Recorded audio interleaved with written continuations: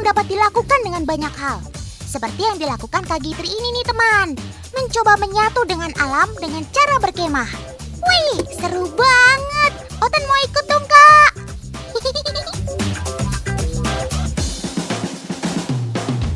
Sambil menikmati alam, ngopi dulu kali Kak. Wih, Kak Gitri mau kemana Kak? Oh, cuma mau duduk di hemok toh. Mantep bener Kak, habis ngopi bersantai-santai di hemok kayak gini. Hati-hati Kak, ngayun hemoknya, nanti jatuh. Loh,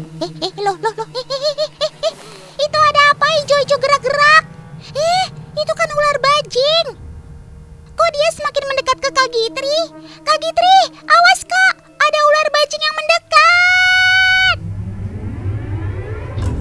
Hei ular, jauh-jauh kamu, pergi sana. Jangan ganggu Kak Gitri yang sedang santai. Tuh kan, Kak Gitri jadi kaget. Tolong, tolong, tolong. Ada ular yang mendekat ke Kak Gitri. Syukurlah, untung ada kakak yang sedang melintas ini nolongin. Tolong ya Kak, tangkap si ular bajing itu. Hati-hati Mas.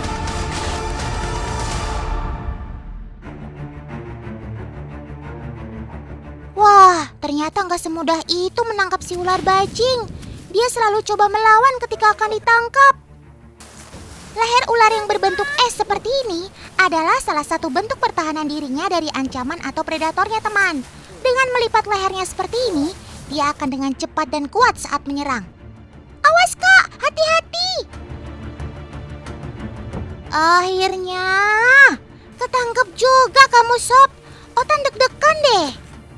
Tapi jika ketemu ular ini, kalian juga tetap hati-hati ya teman. Karena dia akan menggigit jika dalam keadaan terancam. Ini saya lagi Mbak ya ke alamnya. Iya. Boleh. Terima kasih ya Kak udah bantuin Kak Gitri.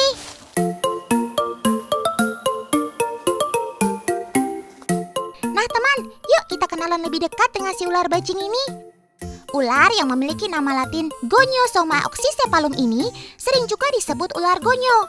Ular bajing ini memang biasa hidup di daerah yang bervegetasi lebat seperti ini.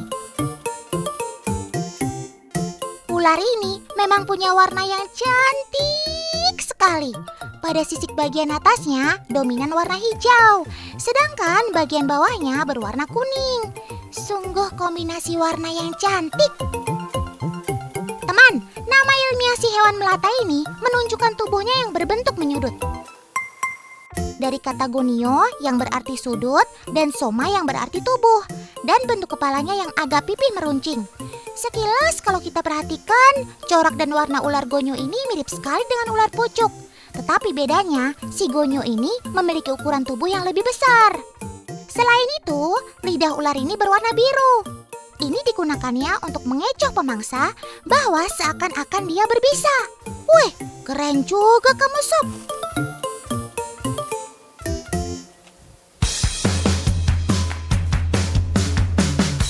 Ada apa itu yang bergerak-gerak di ranting? Oh, cuma seekor bajing. Hihihi, bajing kan salah satu makanan si ular gonyo. Sob, awas Sob, jangan ke situ. Pergi sebelum si gonyo melihat keberadaanmu. Tuh kan, gonyo sudah melihat pergerakanmu. Walaupun kamu lincah, tapi si ular hijau ini terkenal punya daya serang yang sangat cepat. Nah, si gonyo sudah mulai masang kuda-kuda menyerang dengan membentuk seperti huruf S pada lehernya. Awas Sob! Wah, tidak! Kenapa kamu makan si bajing yang lucu Sob?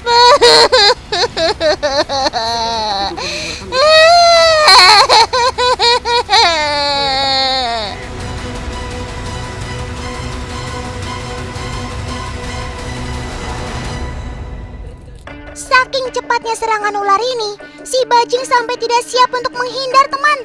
Otan gak tega lihat sobat Otan yang lucu itu dimangsa si ular. Tapi memang begitu rantai makanan di alam teman. Karena ular bajing tidak memiliki bisa, maka setelah menggigit, dia akan melilit buruannya sampai benar-benar bisa dia makan, teman. Bajing memang jadi salah satu makanan kesukaan dari si hewan melata ini. Oleh karena ia sering ditemukan memangsa bajing, maka dia disebut ular bajing. Selain bajing, si hijau ini juga sering memburu tikus, tupai, kelelawar, burung, dan hewan-hewan yang biasa hidup di pohon, teman.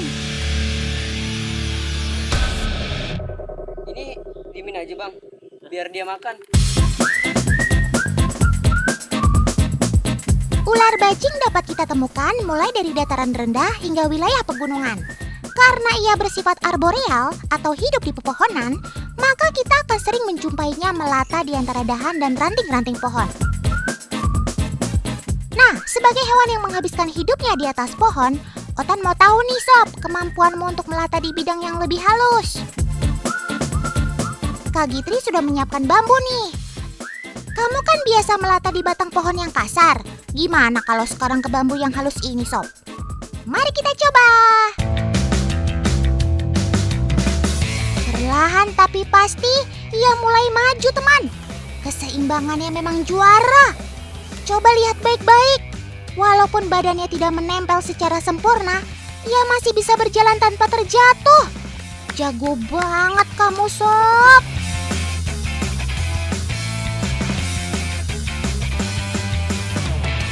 Ternyata nggak ada kesulitan buatmu untuk melaluinya. Padahal permukaan bambu ini lebih licin daripada ranting pohon.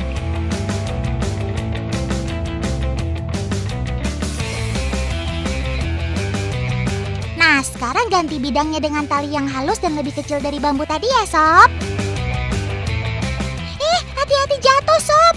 Wah, keren banget. Ternyata mau sekecil dan selicin apapun bidangnya, kamu bisa melaluinya, Sob. Otan salut sama kamu, Sob. Dengan menaruh beban di kiri dan kanan tali seperti ini, keseimbangan ular akan terjaga. Sampai-sampai dia mengayun ke kiri dan ke kanan seperti ini. Tapi dia tetap mudah untuk berjalan. Walaupun ular bajing lebih banyak hidup di atas pohon, terkadang ia juga akan turun ke tanah untuk mencari buruannya. Duh, kok perasaan Otan nggak enak ya? Kok kamu malah menghampiri si musang ekor sih, Sob? Dia bukan makananmu, Sob. Sebaiknya kamu kabur deh, Sob. Dia bukan seekor bajing yang biasa kamu mangsa. Bisa-bisa kamu yang akan diserang, Sob. Ya Tuhan, kamu berani sekali melawan si musang akar. Stop! Aduh, damai aja, Sob, damai. Damai itu kan indah. Nah gitu, Sob. Mending kamu kabur aja. Otan kan udah kasih tahu kalau musang bukan bajing untuk kamu mangsa. Sudah, kabur aja, Sob.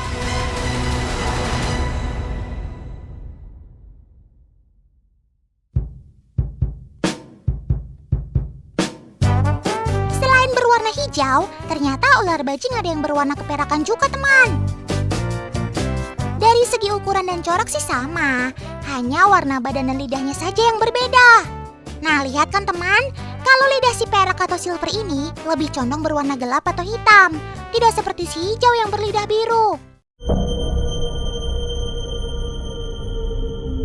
Waduh, si toke udah mulai mangap-mangap gitu.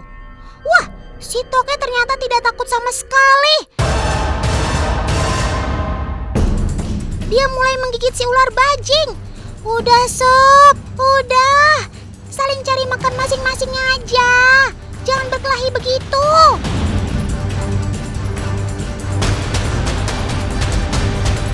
Ini lagi, si ular bajing gak mau kalah. Dia malah melilit si toke dan balas menggigitnya.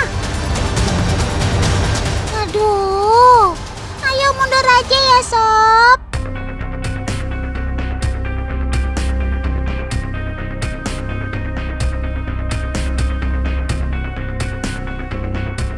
Nah gitu dong, Sob. Saling mengalah satu sama lain.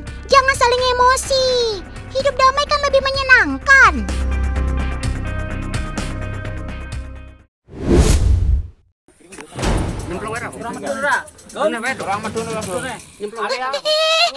Tolong! Tolong! Ada orang tenggelam! Maksud Otan, ada sapi tenggelam! Duh, kasihan si sapi itu. Tenang sob, jangan panik. Iya, Otan tahu tempatnya sempit. Kamu tak terbiasa kan? Tapi coba tetap tenang ya. Sebenarnya kamu bisa mengambang di air.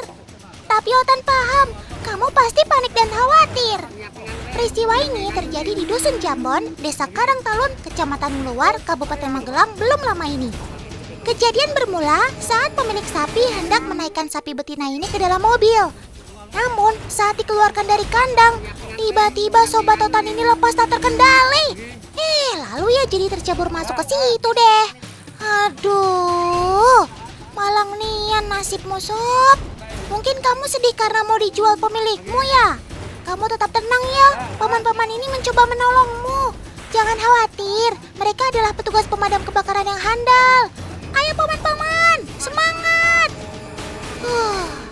Akhirnya setelah kurang lebih 20 menit berupaya keras, si sapi berhasil tertolong juga. Hebat juga paman-paman ini, padahal bobot kamu lumayan berat. Kata pemiliknya sih hampir sekitar 1,5 kuintal. Wih, lumayan juga. Padahal kamu baru berusia 7 bulan. Kejadian sapi terperosok ke sumur bukan pertama kalinya terjadi. Ada juga kejadian serupa, tapi kali ini di Kabupaten Maros, Sulawesi Selatan. Susah banget sih memang. Karena bobot sapi cukup berat, petugas terpaksa mengaliri air ke dalam sumur. Perlahan sapi mulai naik ke permukaan sumur. Karena sumurnya sempit, petugas terpaksa memakai tali tambang untuk menaikkannya dari sumur. Malah si sapi meronta dengan kuat. Aduh, nambah beban kerjaan paman petugas pemadam kebakaran nih kalau kayak begini. Kehebohannya tak berhenti hanya di situ. Si sapi malah mengamuk dan menyeruduk petugas penolong. Padahal ia baru saja berhasil diselamatkan. Wah. Padahal usaha penyelamatannya saja berlangsung selama 1 jam. Bahkan beberapa orang petugas yang berusaha menenangkan sapi ini nyaris diseruduk. Hingga akhirnya sapi berhasil diamankan. Paniklah, masa enggak? Bikin repot satu kampung nih kamu namanya sob.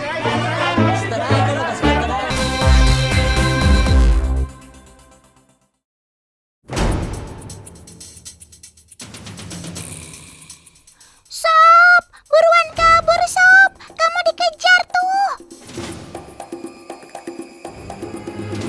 Lagian ngapain sih dijaring laba-laba lain? Kamu salah alamat ya? Mana laba-labanya lebih besar lagi? Teritorial memang menjadi salah satu sifat jenis laba-laba jaring bola emas ini. Mereka paling tidak suka kalau jaringnya diganggu laba-laba lain. Ada pendatang baru nih yang nongol. Kamu mau bantuin Otan buat misahin mereka ya sob? Tolong Otan ya sob.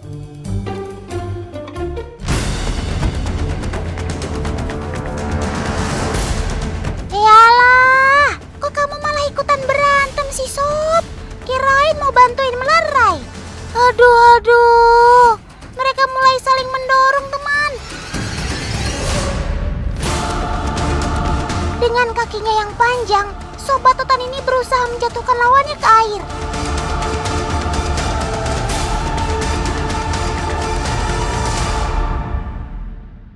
Nah kan, apa Otan bilang? Wih, bukannya dibantu, kaki laba-laba malah menahan lawannya agar tidak bisa keluar dari air. Kamu kok kejam banget sih sob? Otan gak nyangka loh kamu sejahat itu.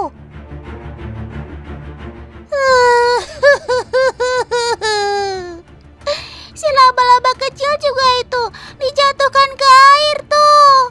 Otan gak tega lihatnya. Dan sekali lagi, Kaki laba-laba besar menahan agar laba-laba kecil tenggelam. Kamu jahat. Otan gak mau temenan sama kamu ah.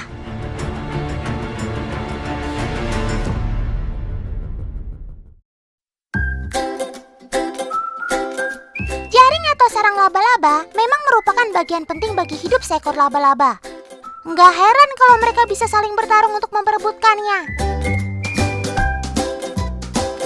Selain menjadi sarang sebagai tempat hidup, jaring juga digunakan laba-laba untuk menangkap dan menjerat mangsanya, teman. Nggak heran deh kalau dijaga dan dibela setengah mati. Selain membantu laba-laba berpindah tempat, jaring laba-laba juga digunakan untuk berkomunikasi dengan laba-laba lain. Bahkan digunakan untuk menarik lawan jenis. Wih, jadi kamu ngerayunya pakai jaring ya, Sob? Nah, si tarantula mulai melancarkan serangan dengan kaki depan. Untung kamu nggak apa-apa, Sob. Si tarantula sepertinya juga tidak bermaksud buat memangsa kamu, Sob. Nampaknya dia hanya tidak nyaman ada makhluk lain di dekatnya. Udah deh, buruan kabur sebelum si tarantula berubah pikiran.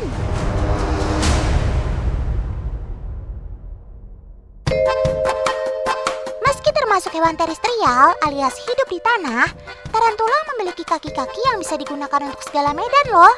Dengan keempat pasang kakinya yang jenjang dan sepasang kaki depan yang pendek, membuat tarantula bisa melibas semua medan yang dilaluinya. Mulai dari batang pohon, tanah, hingga jerami. Bahkan beberapa tarantula pohon dibekali lapisan bulu-bulu halus pada ujung kakinya yang bisa digunakan untuk memanjat. Bulu-bulu ini disebut dengan nama scopula, juga berfungsi sebagai perekat. Gak cuma itu aja, tarantula juga memiliki bulu-bulu yang berfungsi sebagai sensor atau pemindai. Tuh lihat, si tarantula bisa memanjat kaktus tanpa terkena duri-duri kaktus. Wih, hebat banget sih kamu, Sob. Berbeda dengan sepupunya si laba-laba yang takut air, tarantula justru bisa berenang loh. Tuh, gesit juga kan berenangnya. Kaki depan dan kaki belakangnya karena berat jenis yang lebih ringan daripada air, tarantula juga bisa mengambang, teman. Cakep! Masih gak percaya dengan kemampuan kaki tarantula? Yuk kita uji sekali lagi. Untuk membuktikan kemampuan tarantula yang bisa melibas segala medan, kali ini kita bagaimana tarantula bisa membalikan tubuhnya kembali ketika terjatuh. Kita coba ya. Nah. Teman-teman lihat kan? Dengan kaki-kakinya yang jenjang, tarantula tidak menemui kesulitan untuk membalikan badannya ke posisi semula. Menumpu pada salah satu kaki, tarantula mendorong tubuhnya untuk kembali ke posisi semula. Cakep!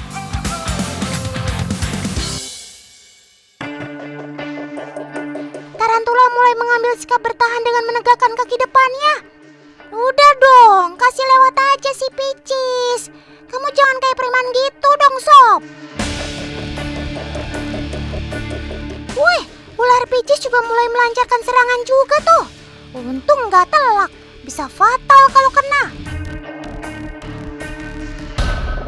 Aduh, kan bener. Si tarantula berhasil menangkap si ular Picis. Duh, kalau kena gigit taring tarantula bisa gawat nih. Meski tidak berbahaya bagi manusia, racun yang dilepaskan tarantula bisa sangat berbahaya bagi para mangsanya. Udah, Otan gak berani lihat kelanjutannya.